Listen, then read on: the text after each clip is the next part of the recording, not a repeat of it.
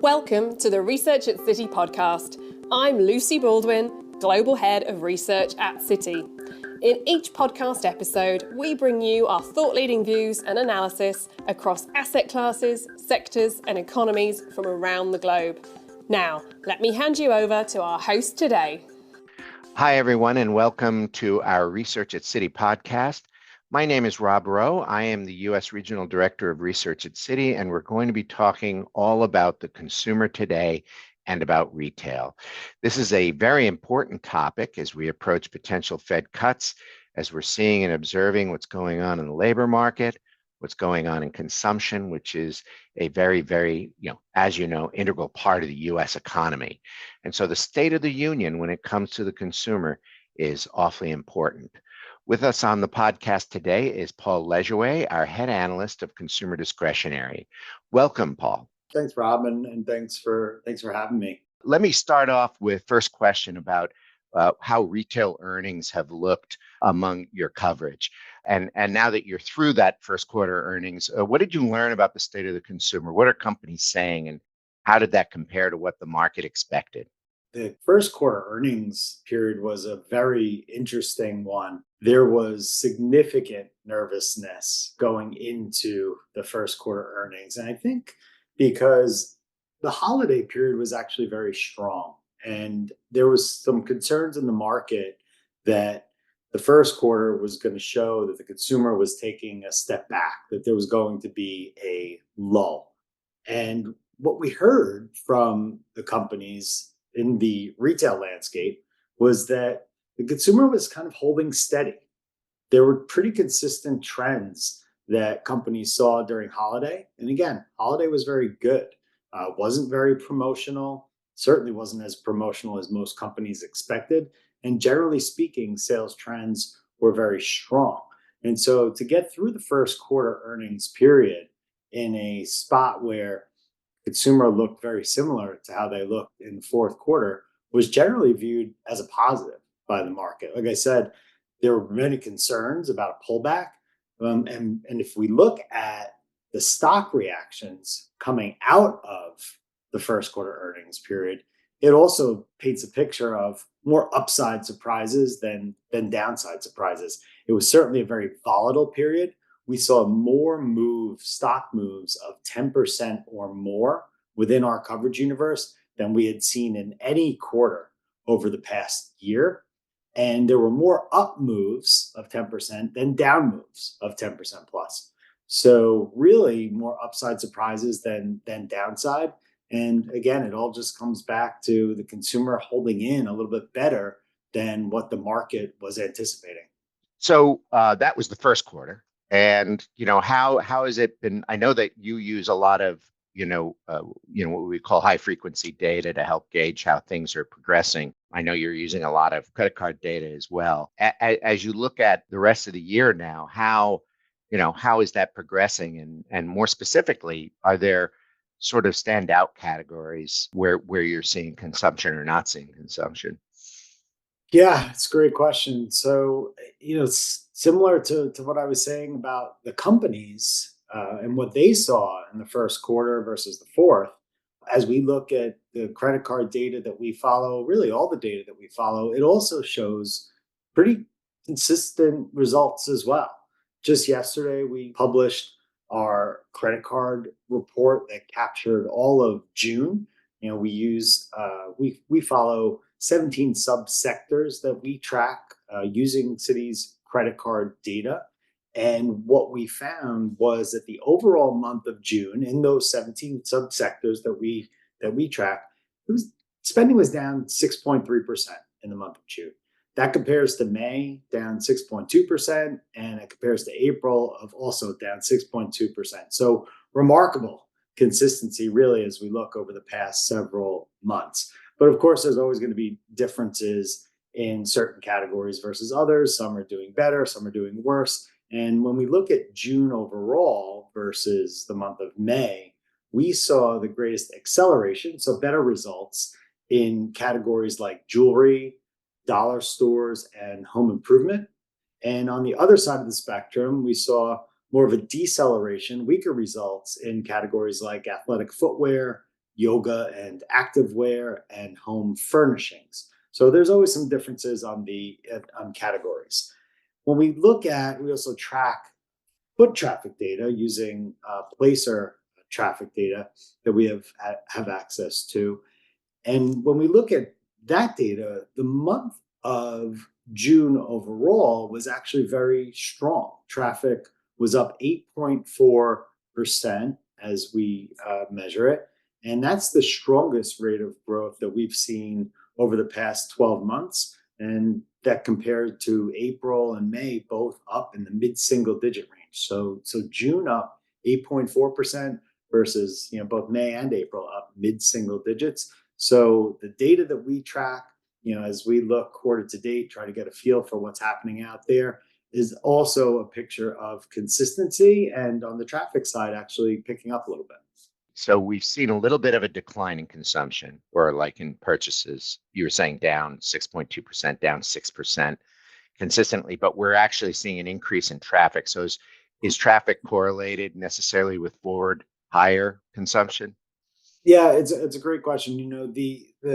The credit card data that we track, the down 6.3, the down 6.2s, what we look at more than look at that on an absolute basis is we look at it relative to itself, because there are always going to be dynamics that that might influence the absolute level of the credit card data that we have access to. And so we pay much more attention to the direction than the absolute. When we look at the traffic data works via cell phone. The way Placer traffic data works is that they're tracking people moving in and out of stores, and so that's probably a little bit more of an indicator of footfall and how people are moving around, and whether or not they're going to stores at an increased rate or decreased rate. So those two things won't always line up perfectly, because again, the Citi credit card data is just a subset and certain subsectors that we track. But we pay attention to it more directionally, which is why we look at that down 6.3, down 6.2, over the last couple of months, and look at that as a pretty consistent trend. I because I know that I'll go in and shop a lot. I sometimes don't buy anything. Yeah, there you go. That's a problem a lot of retailers have. Yeah. But in terms of, you mentioned those subcategories, and it's just funny to me because it sounds like jewelry is a high price item and dollar stores is probably a cheaper item, and you're seeing surges in both. Everything you're suggesting to me, and I ask that because is there any trends among the subcategories that would suggest to you that people are either saving or they're actually more expansive? Yeah, I think when we look at the numbers that I was referencing, again, speak to the change and direction. When we look at the absolute increases and decreases, we actually saw the largest positive absolute results on the off-price retailer side, and the dollar stores showed the strongest results on an absolute basis. So, on one hand, we look at the changes just because we like to know how certain subsectors are doing better or worse than they were the prior month. But on an absolute basis, it probably paints a picture of a consumer that's a little bit more gravitating towards value. So the off-price retailers certainly represent value. Dollar stores are known for value as well. So I would say that the value proposition is certainly one that the consumer is paying attention to and gravitating towards for the retailers that offer value. And when you look at these numbers, Paul, I mean, is there any seasonal component to this, or is this more of a structural change? Well, we're always looking year over year when we're measuring and anything in retail, because of how seasonal it can be. It can be.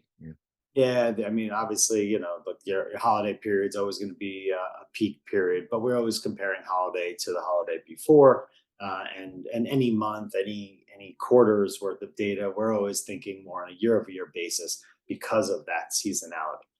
And Paul, let's switch a little bit to the job and wage picture within the consumer sector. Um, uh, what what gives a sense of the consumer income statement, right? But can you also touch on the consumer balance sheet and the wealth creation we've seen over the past several years?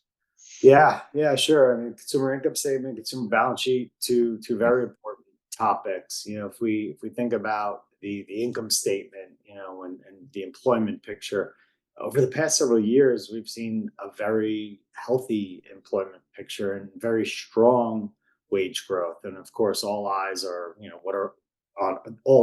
what are we seeing today. And more recently, we've seen a bit more of a rising unemployment rate. We're a Mhm. little over 4% now, still low, but versus a low of 3.4%, somewhere in that range. And it's as we speak to our internal city economists, there's a view that there's a concern of a weakening in the employment picture. Wage growth strong at around 3.9% year over year. But there's also a thought that has been slowing and that it would slow further.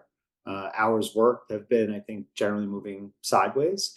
But when we look at the overall employment wage picture, we're certainly coming from a place of strength, and now we're starting to see a little bit more of a slowdown. The question is just how much of a slowdown we will see.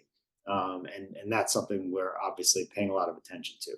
The balance sheet and overall consumer wealth creation is a really interesting topic, we think, and it's an important consideration because what we've seen over the past several years has really been unprecedented. And when we talk about consumer wealth or household assets, we kind of use those terms somewhat interchangeably. There are primarily two things that are the drivers of call it household wealth.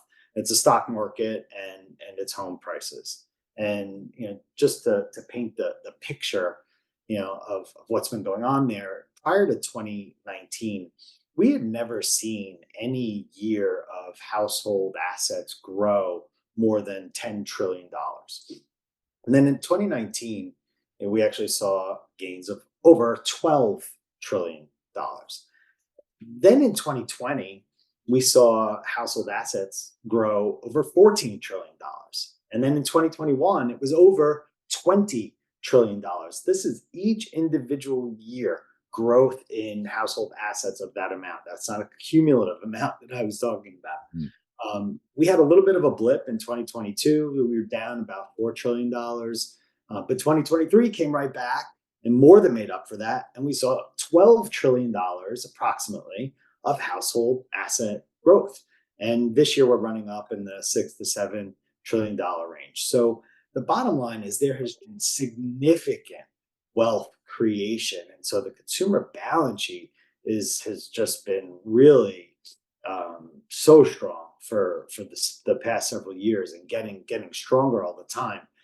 But there's a difference between what the higher or upper middle income folks might be seeing versus the lower income demographics, and a lot of that wealth that's being created, again, stock market and home prices, a lot of that wealth has been concentrated with the higher and upper middle income demographics, and that creates some discrepancies in terms of the retailers that serve those demographics versus those that serve some of the lower income demographics might be experiencing slightly different trends.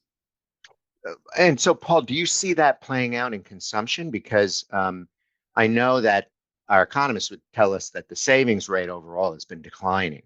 So people have been using it. And I guess the suspicion is that as the savings rate declines, we'll probably see less consumption, or you may see a slowdown. And certainly what you're suggesting is we're seeing a little bit of more slowdown.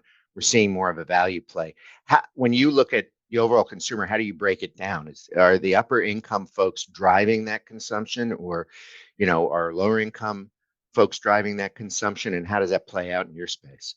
There are certainly a lot of different dynamics, and as much as we like to talk about the quote unquote U.S. consumer, there really isn't a U.S. consumer. That it's made up of many different income cohorts, and there are differences in spending trends. The upper income folks have performed very well, and they're traveling, they're spending on services. They are very much seeing strong spending patterns, and I think that's been the case for the past several years. The on the lower income side, there's been more pressure. There's been pressure from inflation starting back in early 2022 when food and energy prices started to really soar. It caused a shift in how consumers are spending. Now they were employed, they had wage growth, and so they did have the power to spend. But with some of the inflation that we saw in food and energy, we saw a shift in how they were spending. It was much more towards food and consumables and much less on discretionary and big ticket items. And again, thankfully, a healthy job and wage picture, and a healthy consumer balance sheet, which, by the way, included a lot of savings built up over the pandemic period. It really allowed them, the consumer, to hold up during that period of high inflation. In 2024, we're looking at the inflation picture and seeing things calm down a little bit. Food inflation has been running more flat to up low single digits.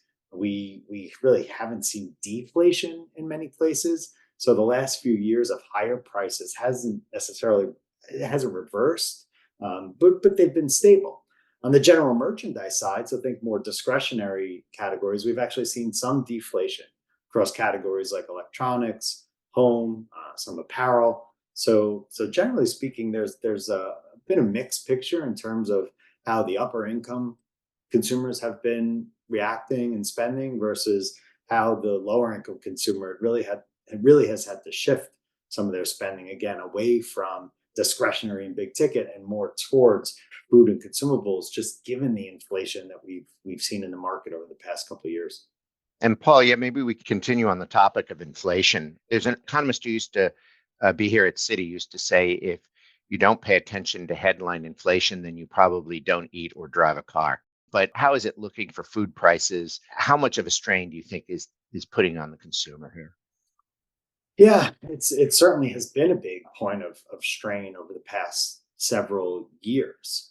And again, starting back in 2022, we really started to see food prices tick up to something we hadn't seen in a really long time. And we're finally starting to see less inflation. Seems kind of flattish to up low single digit, at least on the food side. And that's great that we're not seeing big increases anymore. Having said that, we're not seeing deflation in food. Every once in a while, we'll see certain categories where there are big retailers out there that will invest in price. And so you'll see some year-over-year declines in certain categories for short periods of time. But generally, as we think about food category overall across the board, we're running flat to up low single digits. And that would be supported by, you would hear several of the large retailers, food retailers, talk about inflation in that range. I think everybody would like to see some declines, just in terms of the health of the consumer. We'd love to see more dollars get freed up, not have to spend as much on some of those essential food items that would free up more dollars to spend on discretionary. Mm-hmm. We haven't really seen that at this point because we're not in a deflationary environment. We're really more running flattish right now. And Paul, if you were to put this all together right now, what would you say, or how would you define the health of the consumer for the rest of the year and maybe into 2025? So yeah, it's a great question, and we think it's a very important one as we think about the economy in general, the health of the consumer, the health of our retail stocks that we cover. We're trying to figure out what direction the consumer is going, and in terms of putting it all together, some of the things that we talked about. We look at the U.S. consumer income statement and balance sheet both to sort of get a picture of what's going on. to help measure and forecast the consumer's income statement, we use our household available cash flow model. And what that model does, and the acronym, we call it the HACK model. The HACK model estimates the major disposable income inputs of the consumer income statement, like wages and employment, and it subtracts out a lot of the major non-discretionary expenses like food and energy and shelter, to help estimate how much money the consumer has left to spend on discretionary items, which is it's a very important topic for the majority of the retailers in our coverage universe. Is how much is the consumer going to be able to spend on discretionary items. And so this household available cash flow model, this HACK model, tries to approximate the amount of money households will have left for discretionary purchases after spending on all those non-discretionary items and savings. And it quantifies the estimated level of discretionary spending power consumers will have in the coming quarters by using Citi's forecasts, our economists' forecasts, for some of the key inputs. And just to sum it all up, as we look at what the household available cash flow will be, we're looking out to the third quarter of 24. We're actually looking for an increase in household available cash flow of about 3.4%. But then that slows to about 0.7% in the fourth quarter of 24. It slows further into the first quarter of 25 to pretty flat, up, maybe 0.1%. And then it starts to pick up a little bit in the second quarter of 25, up 1.5%. And so what that paints a picture of is, I would say, kind of a bit of a roller coaster in terms of what we're expecting in terms of the consumer and that year over year change to the spending power that the consumer has. Again, third quarter running up in the 3+% range, but then dipping down to sub 1% in the fourth quarter of 24 and into the first quarter of 25 before starting to tick back up again towards the second half of 2025. And again, this is very much based on our Citi economists' forecasts. Those are a very key input to this model that we use. But again, it does paint the picture of what we would say is a bit of a consumer roller coaster that we're likely to be on over the next several quarters and into 2025. It also suggests, Paul, some strength in still some short-term strength in the consumer. Paul, thank you so much for all of your insights here. It's been very insightful to me, even individually as a consumer, to hear all the trends that are going on, and also how this could possibly affect the economy and inflation. Thanks again for being on our podcast. Thank you. Thanks for having me. Thanks for joining today's episode of Research at Citi. We at Citi Research provide the highest quality products, services and content covering all major asset classes and economies around the world. If you enjoyed this podcast, you can follow us for regular episodes. And feel free to share, leave a comment and subscribe. See you next time. This podcast contains thematic content and is not intended to be investment research, nor does it constitute financial, economic, legal, tax, or accounting advice. This podcast is provided for information purposes only and does not constitute an offer or solicitation to purchase or sell any financial instruments. The contents of this podcast are not based on your individual circumstances and should not be relied upon as an assessment of suitability for you of a particular product, security, or transaction. The information in this podcast is based on generally available information and, although obtained from sources believed by Citi to be reliable, its accuracy and completeness are not guaranteed.